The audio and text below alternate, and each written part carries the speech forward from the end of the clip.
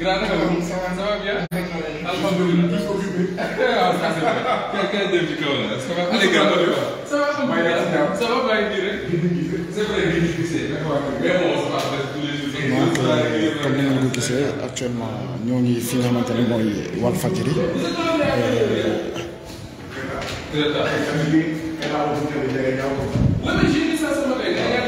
donc comme ni ngeen ko gisee ñoo ngi fi nga xamante ne mooy Walfadjri avec le député Guy Marius Sagna qui est venu apporter son soutien également son solidarité ci li nga xamante ne ñu ngi coupé signal Walf bi comme ni ngeen koy gisee.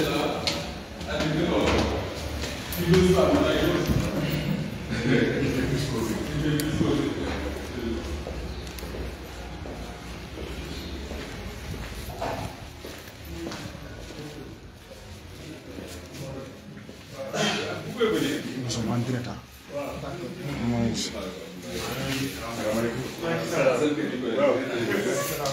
Ça va bien. Ça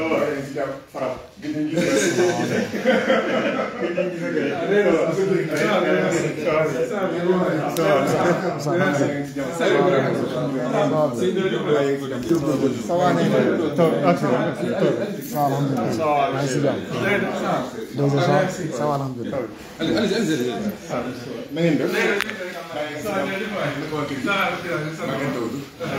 alhamdulilah.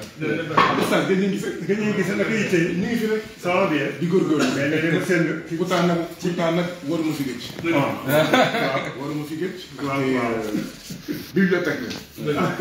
biñ fi mujjee bi ma ñëwee kaw bi waaw. nootoon naa lu bëri daal. waaw. gën saa néew daal waroon naa fi ñëw une fois par mois. di rootaat c'est la première fois qu'on se voit. Oui, c'est la première fois qu'on se voit face à face. na ngeen def ak liggéey bi. maa ngi si jàmm. toujours maa ngi gis ngay envoyé noonu. si. oui c'est vrai yaa ngi ci sama groupe de discussion. waaw toujours voilà. ci assemblée bi moom yaa ngi. bon maa ngi jéem. en tout cas ñu ngi leen di nuyu. yéen ñëpp ci seen tur ak seen sant. di leen di remercier ci dalal bi ngeen ñu dalal. ndaxte on n'a pas averti avant de venir. maa ngi doon wax Moustapha sànq ci escalier yi. que dañoo xëy tey suba 7h30 lañ fi départ pour dem Ndiaganiao. on avait une activité à Ndiaganiao. donc askan wi foofu ñoo waroon def marche tey. ñu interdire ko. comme d'habitude. Mais comme on avait joxe woon nañ suñu kàddu ci mais on allait participer à la marche. ñu transformé marche bi en conférence de presse et foofu la ñu demoon. et après ñu ñëw fii directement daal. donc loolu moo tax xëy ñu tey déparé fii parce que heure bi ñu fiy jógee il faisait trop tôt pour mën leen gis. donc moo tax bi ñu jógee ñibbisee Ndiaganiao. ñoom ñuy xeex seen yoon bi. Sandiara Ndiaganiao Xombol. seen yoon bi baaxul. donc ñu jógee fa ñëw fii directement. ndaxte dañoo jàpp ne suñu obligation la. ñëw fii ci kër gi. même bu dul dara kër gi suñu kër la. waxuñu ko pour wax bu neex wala wax bu rafet. waxuñu ko itam pour di si xaar dara. ndaxte ñun ku ñu xam ñun waa FRAPP. xam ne ñun nous sommes des femmes et des hommes libres. d'ailleurs liberté ak souveraineté daanaka moo tënk suñu xeex. souveraineté économique souveraineté monétaire souveraineté sécuritaire souveraineté sax moom sa bopp ci wàllu kàllaamaay yi ngay jëfandikoo. waaye souveraineté également du peuple. li may woowee souveraineté li ñuy woowee souveraineté du peuple mooy démocratie représentative bi nga xam ne moom mandargaal àddina bi. daanaka peut-être 90-95% des pays. nee nañ démocratie représentative moo leen di moom la ñuy fonctionner moom la ñuy jëfandikoo démocratie représentative boobu pour ñun du démocratie ndaxte da ngay dem ba député yi enfin la classe politique disons d'un pays donné dañuy acquérir le pouvoir et en réalité le peuple est exclu du pouvoir pendant 5 ans waaw le peuple en fait démocratie bi ñuy wax c'est juste une fois tous les 5 ans peuple bi dem voter et même bés boobu sax dañ koy xëccoo peuple parce que ñii di voter classe politique bi ñoo koy tànn. ñii di nekk candidat dans plusieurs pays y compris le nôtre dafa am ñi ko bëgg a tànn. donc même bés boobu le seul jour. sur les 5 ans. bés boobu sax moomuñu ko. donc waaw voilà donc souveraineté bi ñuy wax mooy souveraineté mooy ñu réinventer tous ensemble un projet boo xam ne on va limiter les pouvoirs des élus, d'accord, et rendre le pouvoir au peuple, d'accord. Donc souveraineté comme ñun moo ñu mandargaal ñu waa FRAPP mooy moom sa bopp moom sa réew. donc du coup yéen itam dañ leen di nangul ngeen moom seen bopp ngeen bëgg moom seen bopp ngeen am liberté, d'accord, ci seen liggéey wax li ngeen xalaat wax seen interprétation wax seen jàngat am seen ligne éditoriale aussi donte mun na bañ a dëppoo ak ñun suñu bos wala bosu keneen donc démb daal la ñu nekkoon ca Mbacké ñu yëg la triste nouvelle waaw la triste nouvelle muy CNRA qui a encore sévi sur un média sénégalais particulièrement Walf te dugulet muy loo xam ne lu grave la muy loo xam ne dañ koy ñaawlu ba fu ñaawlu mën a yem li ñuy faral di woowee le monstre il a encore sévi. Nous sommes choqués, nous sommes scandalisés, mais nous ne sommes pas étonnés bu ñu waxante dëgg rek ndaxte mënuñu nekk ci réew moo xam ne askan wi dañ koy tere mu wax di ko interdire ay manifestations mais les médias sont une partie du peuple. non ku xalaat ne di nga nekk ci réew askan wi ñu koy tere mu wax ñu koy tere mu marche ñu koy tere mu sitting avec tout ce qu'on peut penser de lii moo waral marche bi lii moo mais foog médias yi jot seen wàll foog keneen ak keneen jot wàll. On ne vit pas en vase clos. dafa am nag une guerre de l'information boo xam ne moo nekk ci àddina bi ñun bu ñu sañoon suñu médias yi rek médias africains médias sénégalais li ñuy jëlee information parce que xam nañ ne Angleterre bu ñuy dugal ay 600 millions d'euros ci BBC c'est pas pour les beaux yeux des Africains dañuy waxante dëgg rek. France bu dugalee pay xëy na autour de 300 millions d'euros par an ci RFI ak ñoom seen c'est pas pour les beaux yeux des Africains c'est pour contrôler l'information et qui contrôle l'information contrôle l'esprit ou en tout cas une partie de l'esprit. Steve Biko moo doon wax naan l'arme la plus redoutable entre les mains de l'oppresseur c'est l'esprit de l'opprimé. L'arme la plus redoutable entre les mains de l'oppresseur c'est l'esprit de l'opprimé ngànnaay bi gën a ñaw bi gën a garaaw ci loxo kii di noot aw askan mooy xelu askan bi mooy xelu nit ñi foofu la amee nag guerre sur le plan international et aussi sur le plan national, d'accord, entre différents acteurs pour contrôler, d'accord, l'esprit des citoyens, l'esprit du citoyen de la planète Terre, l'esprit du citoyen africain, l'esprit du citoyen sénégalais. ñi fi nekk nag muy président Macky Sall ak parti am ñuy ji di dooleel ñun lu ñu mën a woowee une presse de connivence bu yéen a ko wax ñun ñoo ko wax ñun waa FRAPP une presse de connivence une presse de compagnie une presse à gage une presse au service du néocolonialisme et du parasitisme bi am ba nga xam ne yow boo nekkee presse da ngay wane leneen lu safaanoog ñoom lu ñu bëgg ñu gis waaw mënu leen neex mun nañ ko muñ waaye buñ ko muñee ba mu egg fenn waaw dañuy wane seen bopp dañuy daal di wane seen naqar mer ba futt ñu explosion yooyu mooy emprisonnement Pape Alé Niang mooy tëj signalu Walf benn yoon tëj ko ñaari yoon tëj ko on est coutumier maintenant. Et d'ailleurs il faut avoir peur du fait que de li may soog a wax ni on est coutumier parce que le plus scandaleux dans le scandale c'est qu'on s'y habitue. ñu demee ba scandale. On s'y habitue xam leen ne là c'est le début de la fin. On ne doit pas s'habituer à ça. C'est extrêmement grave ce qui vient de se passer. D'accord, c'est extrêmement grave. Déjà waxtu yi passé fan yi passé mais régulièrement dañuy gis ñu tëj internet bi bu ñu tëjee internet bi tëj ay groupe de presse yoo xam ne bon dañoo am seen ligne éditoriale bopp et d'accord ci ñun mooy musiba mooy li nga bëgg citoyen yi gis ak dégg moom ngay jàllale li nga bëgg àddina bi gis ak dégg moom ngay jàllale et dama koy faral di wax l'information est devenue aujourd'hui un aliment en tout cas une matière aussi importante que l'oxygène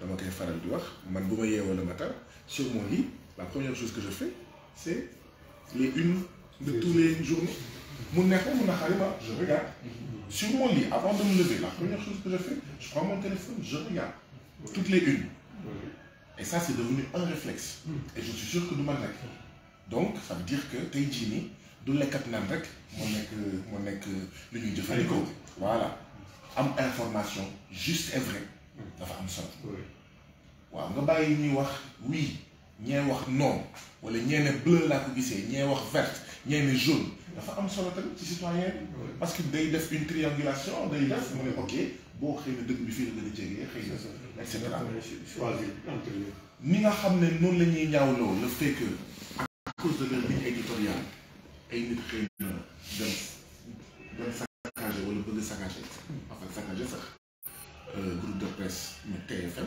GFM ci jamono mars 2021 mais noonu tamit la ñuy ñaawloo le fait que à cause de leur ligne éditoriale le monstre maanaam l'état néocolonial Macky Sall ñëw saccagé le groupe de presse Walf le groupe Walf parce que c'est saccagé aussi dañu waxante dëgg c'est saccagé te bii sax moo gën a grave parce que bee grave na en fait bëgguma tamit faire dans la comptabilité macabre parce que d'accord bëgguma faire dans la comparaison macabre parce que bee grave na bii tamit c'est extrêmement grave en tout cas bee gënu ko grave et donc c'était pour wane suñu solidarité wane ne ñu ngi koy naxarloo ak yéen et ñu ngi koy méttitloo ak yéen njaaxare la ñu am depuis démb même bu fekkee bettuñu même bu fekkee njort nañ ne bu ñu moytuwul li ci kanam moo nar a raw li am tey moo nar a raw ci méttiwaay li am barki démb yàlla ñu si yàlla musal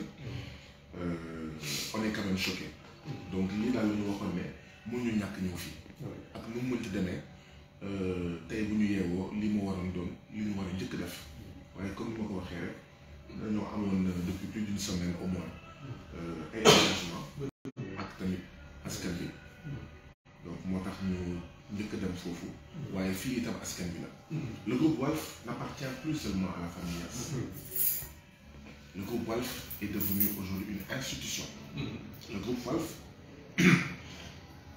est devenu en fait la propriété du peuple sénégalais c'est ça la vérité et gëm naa ne li groupe Walf di symboliser fii ci Sénégal fooguma ne am na groupe bu ko symboliser fii ci Sénégal yeneen groupe yi nag am nañ solo mais sauf que groupe Walf ça a été frayé dans la douleur ça a été frayé dans la lutte pour le pluralisme am na ay yeneen médias yu am solo mais bu ñu juddoo yàggul on Walf dafa xeex pour exister dafa xeex pour taxaw de la même manière que mu am ay citoyens yi xeexoon pour ne non parti unique warul am non ñeenti parti politique waruñu am ba tey jii nii on se retrouve avec 300 ou 400 partis mais noonu la amee tamit ay citoyens yi xeexoon pour ne non média d'état rek waru fi am et Walfadjri ak yeneen yu mel ni Sud ak ñoom seen d'accord il symbolise cela il symbolise la marche du peuple sénégalais